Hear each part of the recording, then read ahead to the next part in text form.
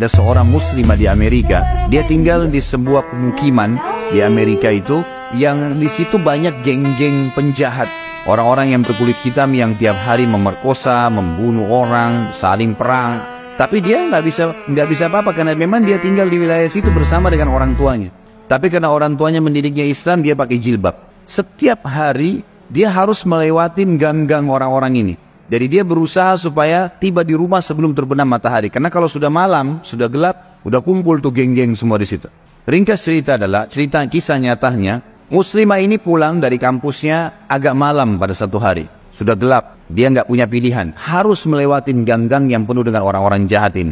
Dia bilang, saya waktu mau lewatin gang itu menuju ke apartemen saya, rumah susun orang tua saya, ada satu perempuan di depan saya kelihatannya bukan muslimah, tidak tutup aurat, lagi lewat juga di gang situ. Tiba-tiba saya lihat dengan mata saya dikeroyokin oleh laki-laki itu. Dipegangin, ditarik dengan paksa, dimasukkan ke dalam sebuah tempat dan terdengar suara teriak-teriak, kemungkinan diperkosa.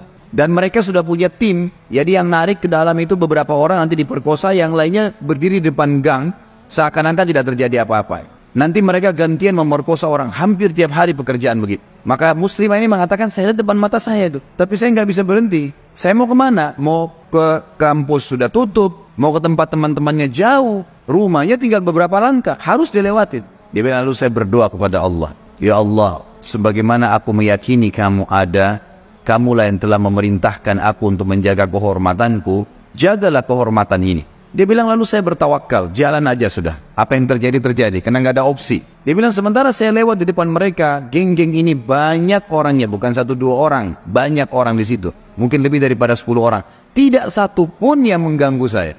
Nggak satu pun mengganggu saya. Dan waktu saya lewat, mereka pada buang muka. Orang-orang ini pada buang muka. Saya jalan sampai melewatin gang itu. Kebetulan rumah orang tua saya berhadapan dengan kantor polisi. Lalu saya datang kantor polisi itu, lalu saya berkata, tadi ada kejadian begini, ada perempuan diperkosa di sebelah sana. Polisi pun akhirnya menerima laporan tersebut, lalu memeriksa, kena dekat, betul terbukti ditangkap, masih ada perempuan tadi dan memang diperkosa. Akhirnya ditangkap semua di penjahat-penjahat ini. Sementara ditangkap, dia bilang, waktu masuk di kantor polisi, mereka tahu saya yang lapor. Tapi mereka setiap lihat saya pasti buang muka. Kayak orang, bukan buang muka karena marah ya. Kayak orang yang ketakutan melihat saya, dia bilang. Sampai masuk di penjara semua. Sudah terungkap masalah itu, dia bilang, saya penasaran. Saya bilang sama polisi setelah itu, bisa nggak saya sebelum pulang, saya mau temuin penjahat-penjahat itu. Kata polisi, silahkan. Datang ke sana, dikawal, dia datang, dia tanya. Waktu dia bilang, saya masuk ke penjara, semuanya pada tunduk, gak ada yang berani lihat saya.